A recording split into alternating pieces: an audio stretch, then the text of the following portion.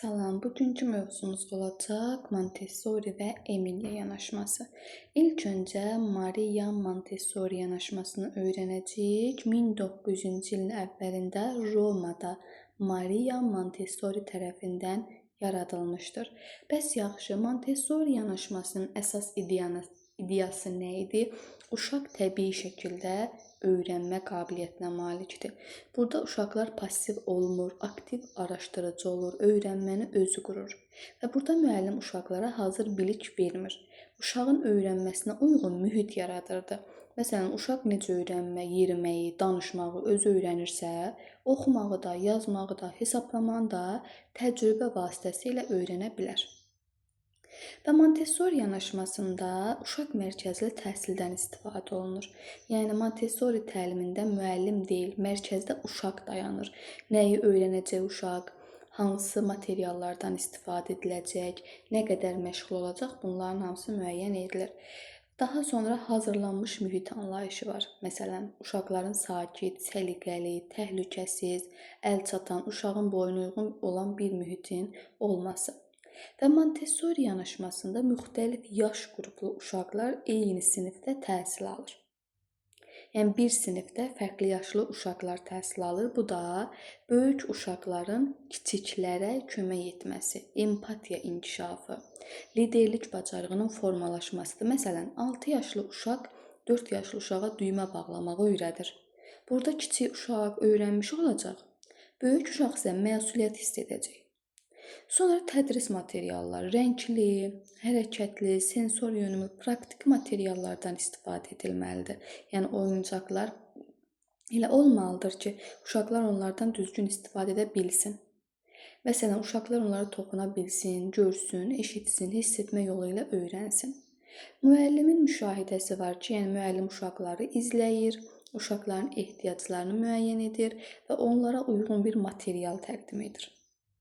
Və Montessori yanaşmasında 2 mərhələ var. 0-3, 3-6 yaş. 0-3 şüursuz mərhələdir. Bu dövrdə uşaq ətraf mühiti sürətlə mənimsəyir, dili öyrənir, hərəkət bacarıqlarını qazanmış olur. Məsələn, böyüklərin danışığını təkrar edir. Qaşıqdan istifadə etməyi müşahidə ilə öyrənir.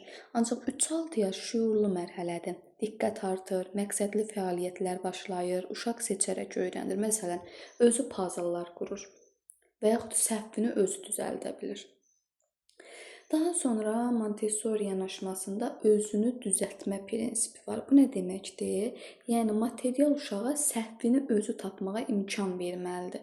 Məsələn, uşaq deyək ki, qüllə düzəldir, yanlış düzəldəndə, hissələr uyğun gəlməyəndə səhvi özü tapır. Müəllim artıq yanlışdır demir, uşaq özü tapmış olur. Sensor inkişaf var burada. Uşaq dünyanı hiss orqanları vasitəsilə tanıyır, öyrənir. Məsələn, rəngi ayırır, ölçünü müqayisə edir, toxunma oyunları və yaxud səsləri fərqləndirmə bacarıqları burada inkişaf etmiş olur. Müəllimin rolu necə olmalıdır? Müəllim müşahidəçi, bələdçi, gözə görünməz icra edici olmalıdır. Yəni uşağa mane olmamalıdır, müdaxiləni minimuma endirməlidir. Uşağın özünün kəşf etməsinə şərait yaratmaq lazımdır. Və bütün uşaqlar eyni sürətlə öyrənməyə məcbur edilməməlidir. Çünki bu təlimdə, bu yanaşmada rəqabət, müqayisə, məcburilik yoxdur. Burada daxili motivasiya var ki, nə deməkdir? Uşaq mükafat üçün deyil, öyrənməkdən zövq aldığı üçün öyrənməlidir. Məsələn, rəsm çəkdiyi üçün, stiker almır, özü maraqlandığı üçün onu çəkir. Yəni özünün daxili anlayışı. Daha sonra sakitlik və nizam-intizam var ki, qrupda cəza ilə yox, məsuliyyət hissi ilə uşaqları öyrətmək lazımdır. Uşaqlarda mən bacarıram hissini yaşatmağı biz ön planda tutmalıyıq. Müstəqilliyi, liderliyi inkişaf etdirməliyik, diqqəti, səbri inkişaf etdirmək lazımdır. Və Montessori yanaşması Piaget'in mərhələsi, nəzəriyyəsi ilə bağlıdır. Yadda saxlayın, Montessori'də mərhələlər olduğu kimi Piaget nəzəriyyəsində də mərhələlər var. Və Piaget'in fikirlərindən təsirlənmiş müxtəlif yaşlı uşaqlar eyni qrupda birləşdirmişdi. Daha sonra Montessori'nin müasir təhsil sistemində vacib nümunələri hansılardır? Məsələn, biz bilirik ki, bu gün Montessori yanaşmasından, məsələn, Avropada da, Amerikada da, Asiya ölkələrində də istifadə olunur. Və əsasən müasir bağçalarda sensor guşələr, sərbəst seçimlər, təcrübə əsaslı öyrənmə var. Bu da Montessorinin təsiri ilə yaradılmışdı. Yadda saxlayın. Məsələn, uşaqlar müxtəlif hissələrdən körpü qurur. Müəllim uşağı hazır cavab vermir ki, uşağın araşdırmasına şərait yaradır. Məsələn, su, qum, daş, taxıl ilə oyunlar keçirilir. Bu uşaqların həm motorikasını, həm diqqətini, həm hissiyatını inkişaf etdirəcək. Və yaxud təbiət müşahidəsi var. Məsələn, uşaqların bitki əkməsi, böyüməsini izləməsi, nəticə çıxarmaları. Bunlar hamısı Montessorinin vacib qeydləridir. Bəs yaxşı, Montessori ilə ənənəvi təhsilin fərqi nədir? Baxın, müəllim mərkəzlidirsə ənənəvi təhsildir. Uşaq mərkəzlidirsə Montessoridir. Hamı eyni işi edir. Bu ənənəvi təhsilin qaydası idi. Fərdi seçim var Montessoridə. Hazır məlumatı verirəm ənənəvi təhsildə. Uşaq özü kəşf edir Montessoridə. Səhv müəllim tərəfindən düzəldilir, ənənəvi təhsildə idi.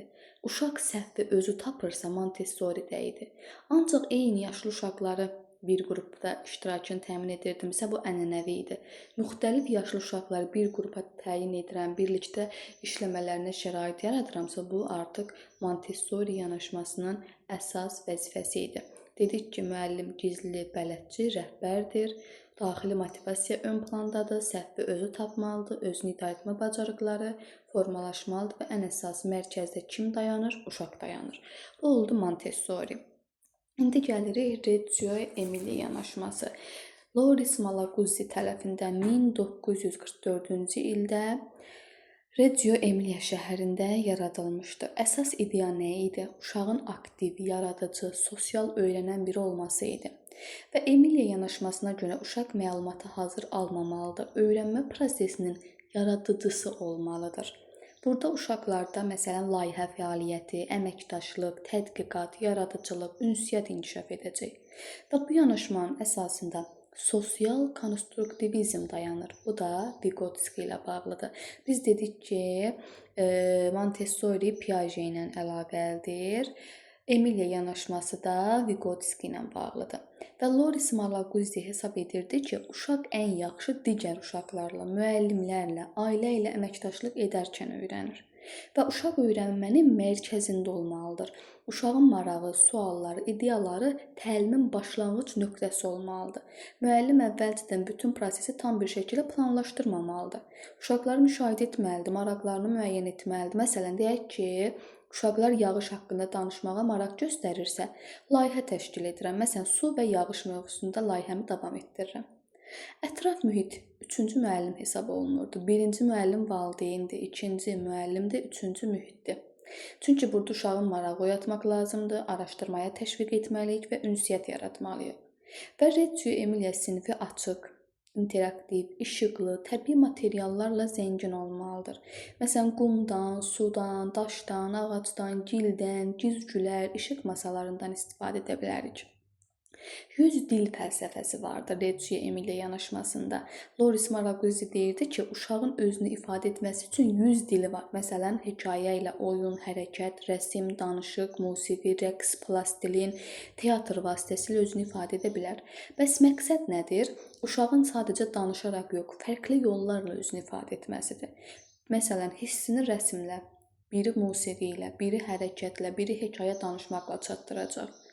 Demokratik öyrənmə vardı burada ki, müəllim burada rəhbər olmamalıdır, bələdçi, tərəfdaş olmalıdır. Yəni müəllimin burada rolu necə olmalıdır? Təbii ki, bələdçi. Birlikdə müzakirə edilməlidir, hazır cavablar verilməməlidir, suallar yaradılmalıdır, uşaq düşünməlidir. Məsələn, müəllim deməlidir ki, uşaqlar, sizcə bitki niyə böyüyür? Əgər su verməsək bu zaman nələr ola bilər? Bu formada uşaqları inkişaf etdirmək lazımdır. Və layihə metodundan istifadə olunur ki, layihələr uzun müddətli, araşdırma əsaslı və nəticə yönümlü olur. Məsələn, mövzu nümunələri mən nələrdən istifadə edə bilərəm layihə üçün? Heyvanlar, bitkilər, rənglər və yaxud kosmos. Layihənin də özünün mərhələsi var ki, birinci mərhələdə maraq oyadıram, mövzuya giriş, ikinci araşdırmada müşahidə, təcrübə, üçüncü müzakirə edirəm, bir-birlə fikirlər paylaşılır. Dördüncü də artıq təqdimatlar hazırlayıram. Məsələn, kəpənəklər layihəsi. Uşaqlar bağçada kəpənək görür, daha sonra şəkillərinə baxır, rəsm çəkir, plastilindən düzəldir və həyat dövrünü öyrənmiş olurlar və sonda sərgi təşkil edirlər. Bu da uşaqlarda nitq, sosiallıq, incəsənət bacarıqlarını inkişaf etdirəcək.